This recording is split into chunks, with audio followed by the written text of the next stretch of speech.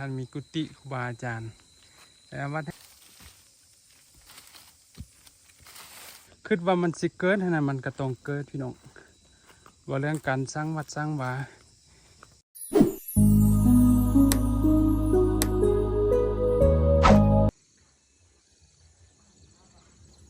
ทักทายสบายดีพ่อแม่พี่น้องยินดีต้อนรับเข้าสู่ซองวิธีสาบานคือเก่าคือเดิมพี่น้องมื้อนี้สภาพอากาศเย็นสบายพี่น้องว่าบางเวียกก็เลยว่าสิหาต้นไม้ไปปลูกอยู่วัดป่าเอิ้นว่าวัดหลวงเมืองไสสถานพี่น้องซึ่งเป็นวัดแห่งแรกหรือว่าวัดทำอิฐนั่นแหละเป็นหากมาสร้างคือว่ามื้อนี้ว่าสึกสิเอาต้นไม้เอากระสังพันธุ์ไปปลูกแล้วก็มีต้นกล้วยต้นอ้อยได้ไปปลูกเพื่อถวายวัดคล้ายๆคือฝนสิตกเนาะบรรยากาศมืดครึ้มอยู่อันนี้ก็เป็นเงื่อนของแอดมินเนาะหรือว่าเงื่อนบ่าวศึกที่อยู่เมืองไสสถานมื้อนี้พักผ่อนอยู่ลาเนาะก็เลยว่า4-5แนวเฮ็ดเนาะก็คือสิไปปลูกกกสังไผเนาะไม้สังไผน้องมัดสลดนี่แหละมื้อวานนี้มื้อก่อนเนาะฝนตกก็เลยว่าสิซอกเครื่องปลูกหรือว่าต้นกกสังไผหรือต้นอ้อยต้นกล้วยไปปลูกเพื่ออันถวายวัดเนาะแต่ว่าบ่ฮู้ว่ามันสิคืนหรือบ่นี่นะน้องเอ้ยเป็นตานี่พอดีหักแล้วมันจะอันบินนี้บ่ฮู้ว่ามันสิขึ้นหรือบ่นี่อันนี้ก็ตาแตกมาช่วงระยะนี้ก็น่าจะปลูกได้แล้วน้องเอ้ยเดือน4เนาะเดือน4สิเข้าเดือน5แล้วน่าจะปลูกได้อันนี้ก็จะเป็นอ้อ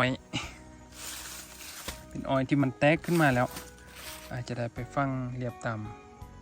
บริเวณอ้อมวัด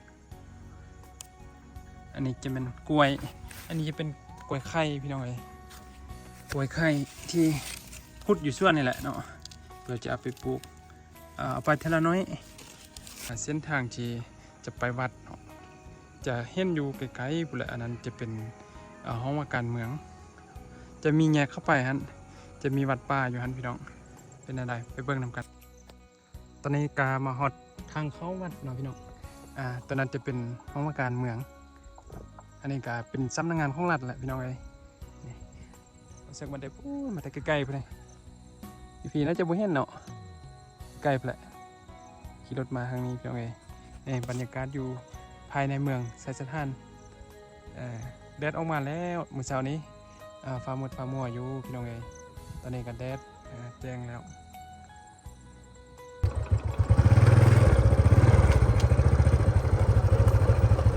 วัดแห่งนี้จะอยู่กองตัวเมืองมีแผนว่าจะสร้างตั้งแต่ได้หลายปีมาแล้วแต่ว่าผมก็เนาะย้อนว่าผมมีผู้ศรัทธาเจ้าศรัทธาที่จะมาสร้างตอนนี้ก็ได้แต่ศาลา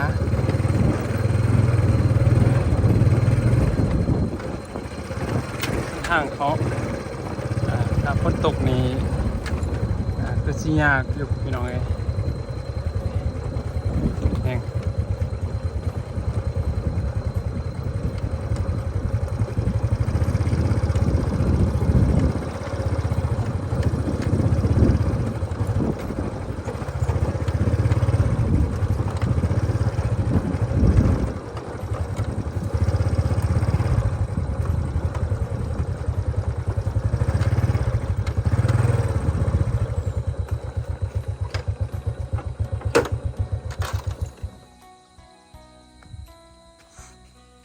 ฮอดแล้วพี่น้องเอ้ยนี่คือวัดหลวงเมืองไสสถานพี่น้องเอ้ยได้ซ้ำนี่แหละเนาะจะเป็นตั้งขาโมงสังกะสีพื้นจะเป็นฟากหรือว่าไม้กลมท่านมีศาลาท่าบอน ยังบ่ทันมีกุฏิครูบาอาจารย์แต่วัดแห่งนี้นี่จะบ่มีครูบาอาจารย์มาอยู่เนาะก็ถ้าก็เริ่มต้นมาสร้างใหม่ประชาชนหรือว่าชาวบ้านแค่นี้นะเขาจะนับถือผีเพราะว่าครูบาอาจารย์มาอยู่จะบ่มีอันอยู่อันกินนะอาศัยพนักงานอยู่เมืองนี่ก็บ่หลายเนาะพี่น้องเอ้ยเพราะฉะนั้นนี่มื้อนี้ก็เลยว่าจะมาปลูกกล้วยไว้เนาะปลูกกล้วยปลูกอ้อยไว้เพื่อว่าบัดเวลามันเป็นมากมาเวลาครูบาอาจารย์มาอยู่ก็จะมีมากกล้วยหรือว่ามีอ้อยกินเป็นว่าปลูกกล้วยปลูกอ้อยเนี่ยมันดีที่สุดเป็นการถวายบริเวณแถวนี้แหละน้องเอ๋ยบริเวณแถวนี้เพราะว่ายังสิได้ปรับอยู่เขตบริเวณนี้ยังสิได้ปรับเขตถ้ามันเพียงนะสิได้มาปลูกเขตนี้ปลูกลงแถวนี้อาจจะคืนที่คืนหรือบ่คืนเนี่ยก็ค่อยว่ากันใหม่เนาะถ้าบ่คืนก็ได้มาปลูกอีกตึมอาจจะเทียมมาปลูกนั่นแหละก็ยังบ่ทันมีอย่างพี่น้อยบอกแล้วบอกอีกว่ายังคาดล่ายังถ้าหากว่า FC พี่น้องฝั่งลาวฝั่งไทยมีน้ำใจศรัทธานะก็สามารถมาช่วยได้พี่น้องเอ้ยนี่เพิ่นว่าช่วยสร้างวัดสร้างบ้านในได้บุญกุศลมีเพิ่มบารมีเนาะมีบารมีจะเพิ่มขึ้นแต่ว่าเชื่อก็ยังบ่ทันมีหยังเนาะอาศัยว่ามาปลูกต้นกล้วยต้นอ้อยนี่เพื่อถวายวัดพี่น้องเอ้ยนะชมบรรยากาศในการปลูกกล้วยปลูกอ้อยนำกันเนาะพี่น้องเนาะ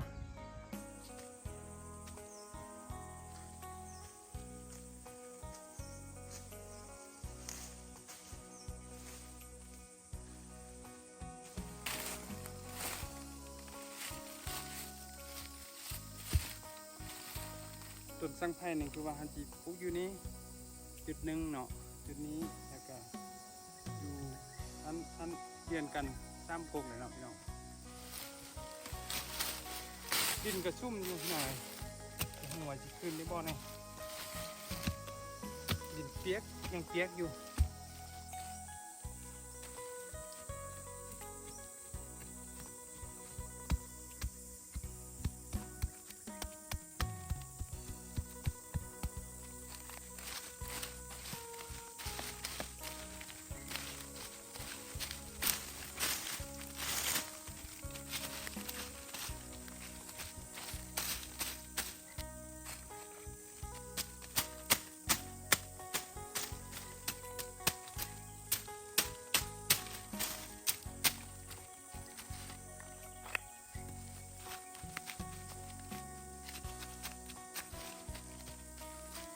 เงาที่1ก็สำเร็จแล้วพี่น้อง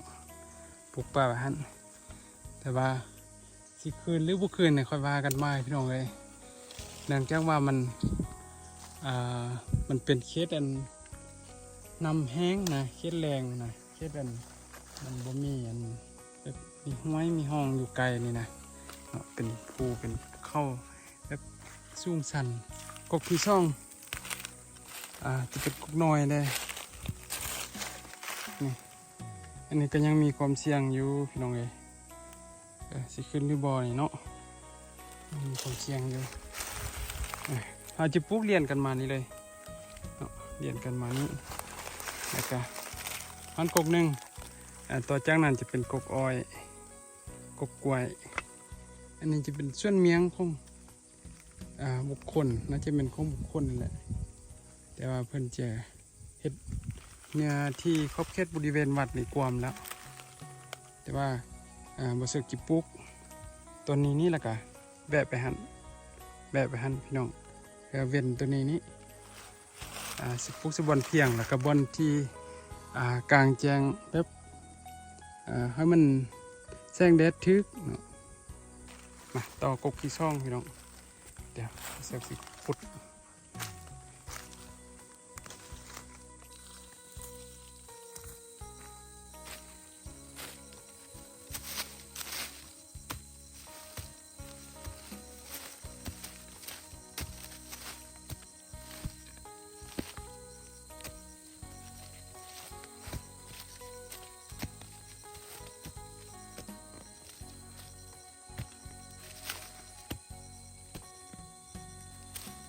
นี้เขาจะขุดน้อยๆพี่น้องคันถ้าว่าเขาขุดคุ้มง่ายแล้วมันจะเป็นดินร่มนะดินร่มแล้วมันจะเป็นให้ตายง่ายเอาขุดคุ้มน้อยแล้วเขาจะขี้ดินใส่ให้มันเน้นๆเพื่อว่าให้มันจุ่มอยู่แล้วกับมันแตกนะพี่น้องยานที่บกขืนพี่น้อง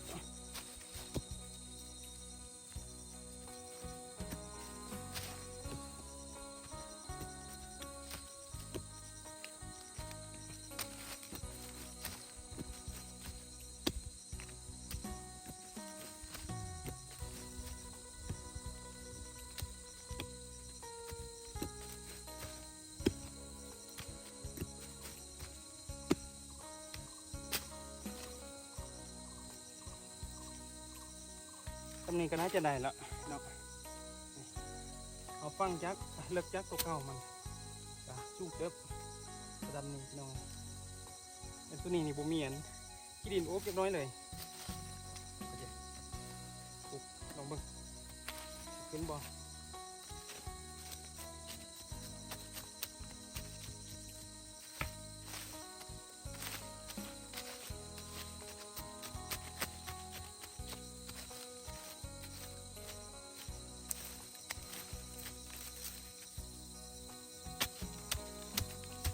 ต่ำแน่นๆพี่น้อง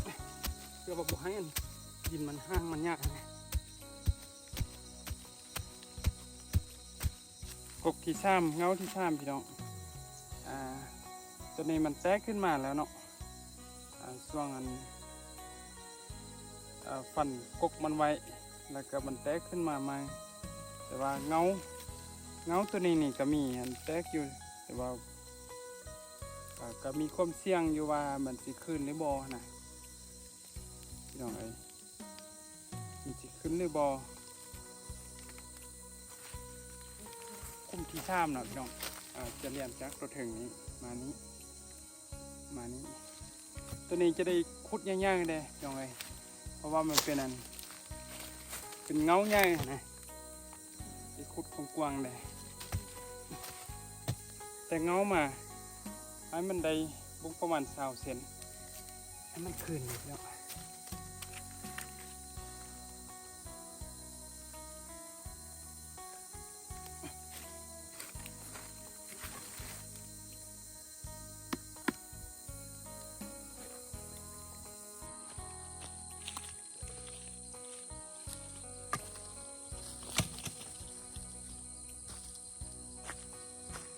โอ้ยน้องปลูกใส่แต่นี้เลียนไปหันเนาะพี่น้องจะปลูกบนนี้เลียนไปหันเลย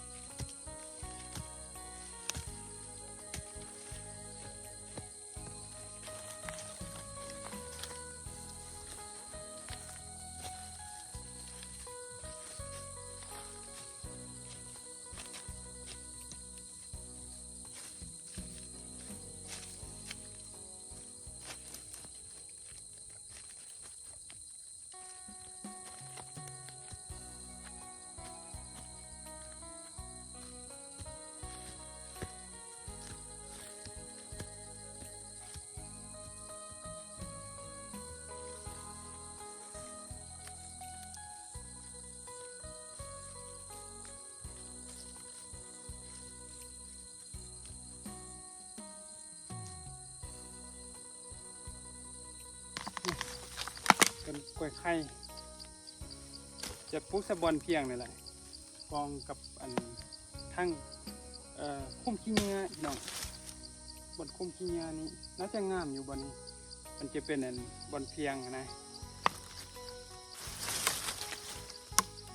ตัวนี้น่าจะงามอยู่จะปลูกตัวนี้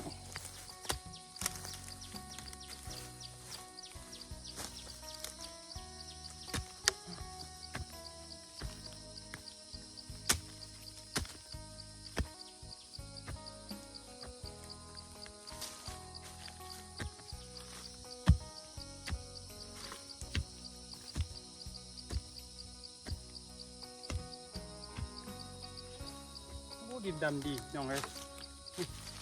ดินดำเมื่อกี้นี้ น่าจะเป็นลานเขาเก่าเขาบอก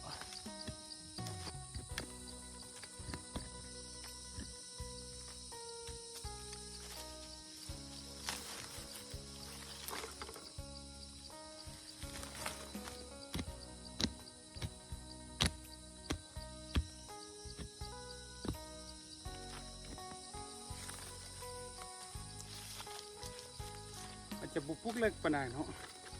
เฉพาะต้นกล้วยปุกเลิกแล้วนานขึ้นพี่น้องไงปุกขึ้นเต้น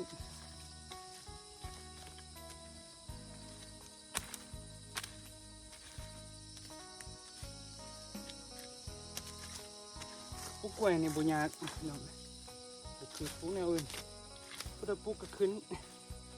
ปุกกล้วย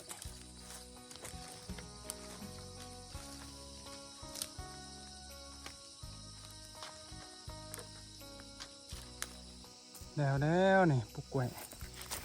ต้นกล้วยต้นอ้อยให้มันอยู่มอยกันนี้ก่อนอาศัยกันก่อนเป็นวัดป่าแท้ๆพี่น้องเลยตัวครูบาก็ยังมาทันมีมาเมื่อค่ำเมื่อคืนก็เชี่ยวอยู่ได้พี่น้องเลยกระยานอยู่ได้กามาเพียวคิดว่ามันสิเกิดขนาดมันก็ต้องเกิดพี่น้องว่าเรื่องการสร้างวัดสร้างวาคือวัด